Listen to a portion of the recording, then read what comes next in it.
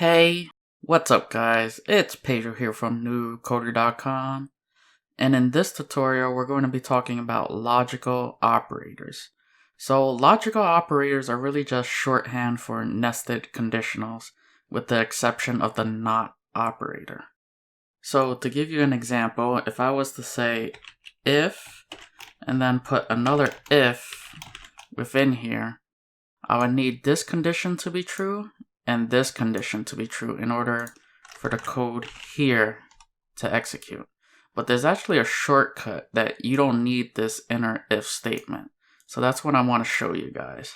So I'm going to create two variables. I'm going to say var num1 to assign the value of 5, and var num2 is going to be assigned the value of 6. And now let's actually write some conditionals. So I'm going to say if num1 is equal to 5, and now I'm going to test another expression. I'm going to say and. This is called the and operator, two ampersands. At least I think that's what they call that symbol. Then I'm going to say num2 is going to be equal to 6. Then I'm going to print onto the console num1 is 5 and num2 is 6. End it with a semicolon, Control S to save, Control B, right click, Review in Explorer, double click, F12, and you can see that we get our desired output. Num1 is 5 and num2 is 6. So let's head back to our editor. So I'm going to hit Control B. And let's discuss what's actually happening. So I have an expression here which evaluates the true, and an expression here which evaluates the true. And that's exactly how the AND operator works. Both of these expressions have to evaluate the true in order for this statement to be printed out. So if I was to change this, num2 is equal to 7, Control S to save, head over back to my browser, hit refresh, you can see that we don't get a printout. Now if we head back to my editor, the reason we don't get a printout is because both of these expressions have to evaluate the true.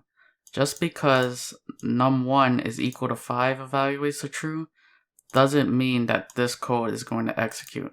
They both have to evaluate the true. So this evaluates the true, this evaluates the false, which means do not execute the code. So now let's talk about the OR operator. Now the OR operator is kind of weird. I think it's called the vertical bar. I don't know how else to describe it, but it's underneath the backspace key. You have to hit Shift vertical bar. And this is called the OR operator. So the way the OR operator works is one of these expressions has to be equal to true. So this could be true or this could be true. So you could have true, you could have this expression true, this false, or you could have this true and this false, and then this will execute. So all you need is one thing to be true in order to execute. So if I hit Control S to save, go to my browser,